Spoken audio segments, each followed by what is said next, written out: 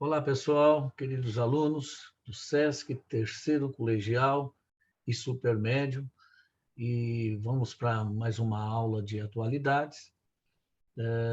Hoje que começa, né, o exame do Enem, então, essa aula, eu cheguei a ministrar essa aula para o terceiro ano, desculpa, para o segundo ano.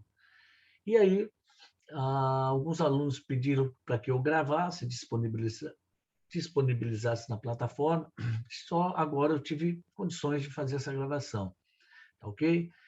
É um tema importante, é um tema já trabalhado também por outros colegas, principalmente o pessoal de linguagens, né? Rafael, Rose, e eu decidi trabalhar o mesmo tema, mas com o olhar do historiador, né? E o tema na trajetória da história, né?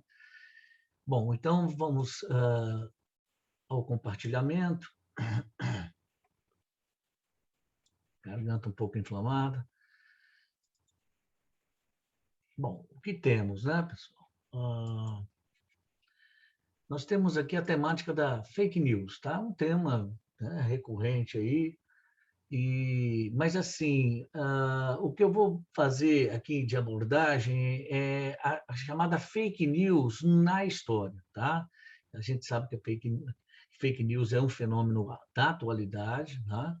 Mas eu vou também trabalhá-lo no processo histórico, né? Em que momentos, né, vamos assim dizer, o boato, né, o disse que me disse, né, terminou precipitando acontecimentos, né, levando perseguições, ah, desencadeando processos de mudança ou não, tá? Então vamos lá.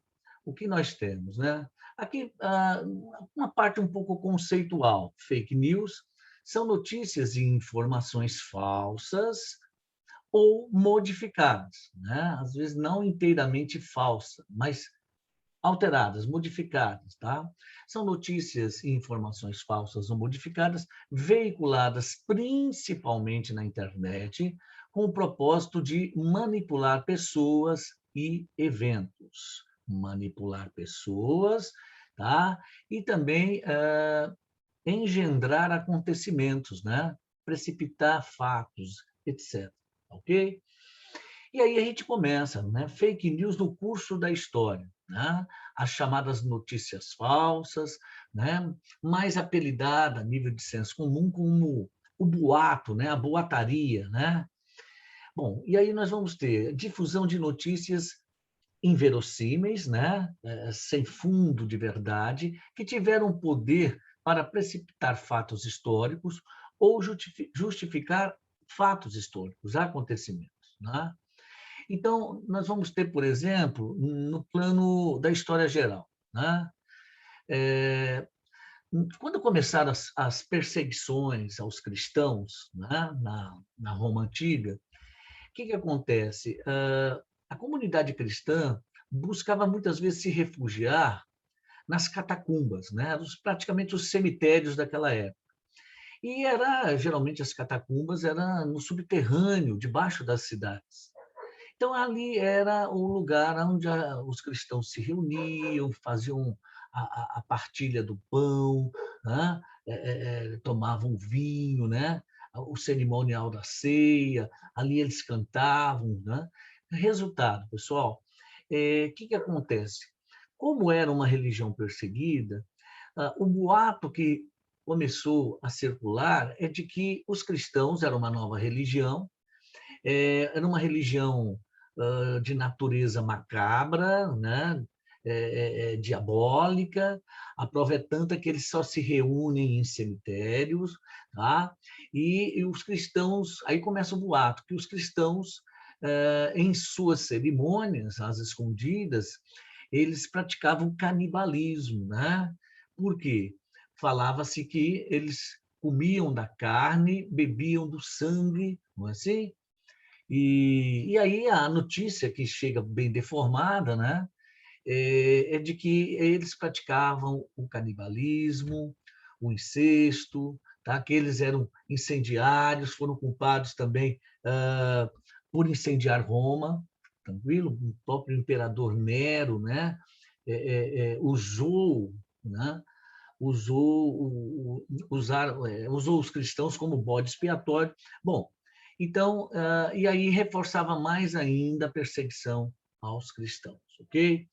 Um outro momento que nós vamos ter também na história foi quando, no século XIV, da peste negra. Tá? Ah, o boato que correu, né, como não havia uma explicação plausível, né, para aquela epidemia que estava assolando a Europa, tal, o que acontece? Né?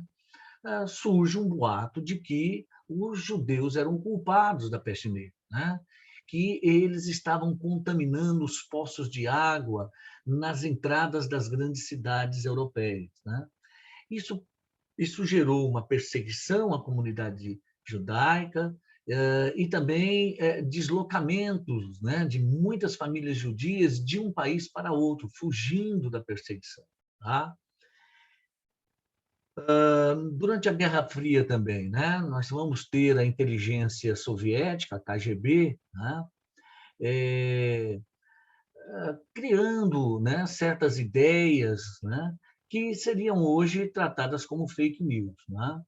Como, por exemplo, a ideia de que quem matou John Kennedy, o presidente Kennedy, lá em Dallas, no Texas, né, foi a própria CIA americana. Né? Outros já falavam que o homem não havia pisado a Lua, que tudo era uma mentira, era uma farsa dos Estados Unidos para reforçar, né, a ideia de nação hegemônica. Tá? Então, é isso. Aí nós vamos ter também, né, o boato, né, a fake news, que a gente chama hoje, na história do Brasil, alguns momentos. Né? Na proclamação da República, em 1889, né, dias antes, o Marechal Deodoro da Fonseca, que era um amigo pessoal do imperador Dom Pedro II, né, correu um boato na corte de que Dom Pedro havia expedido a ordem de prisão, né, da cúpula militar. Tá? E isso teria desencadeado a ação, né, de intervenção dos militares sob o comando do Marechal Deodoro, que prendeu a família real brasileira, né, e depois a exilou para a Europa. No outro momento também, na revolta da vacina em 1904, a prefeitura de Pereira Passos, o Rio de Janeiro, a capital federal, o que acontece? A população se insurge contra as autoridades, né? Recusando a campanha da vacinação em massa, né? Da vacinação obrigatória. Tá? E aí circulou, dentre tantas coisas, circulou a notícia que a vacina estava estragada e quem tomasse da vacina é que ficaria doente. Né? Um outro momento também, vamos assim dizer, que a boataria, né, ganhou dimensões gigantescas, né?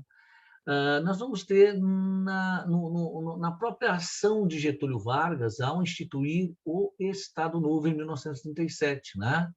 Foi revelado ao Brasil que a inteligência do governo Vargas havia descoberto, né, uma espécie de dossiê que revelava que os comunistas estavam com um plano revolucionário em curso, ia ter, inclusive, algumas autoridades seriam assassinadas, tal.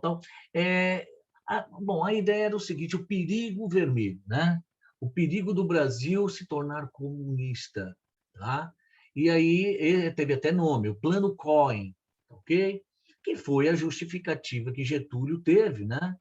Passando aqui os slides, né, pessoal? Aqui a implantação abrupta, né, da República, né? Você tem também o levante carioca, né, frente à campanha da vacinação obrigatória. Você vê aí que a população do Rio de Janeiro viraram os bondinhos, quer dizer, por cerca de 3 dias o Rio de Janeiro ficou paralisado. Tá? E agora o que eu estou explicando, né?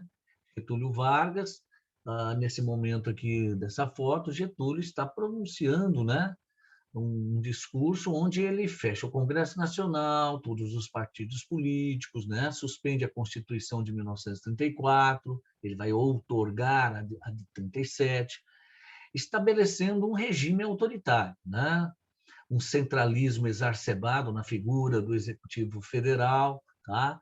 Ele, logo em seguida, ele vai promover uma nova onda de interventores nos estados brasileiros, vai fazer o controle, né, centralizado, né, do governo nesse período que vai de 37 até 45, chamado período do Estado Novo. Tá?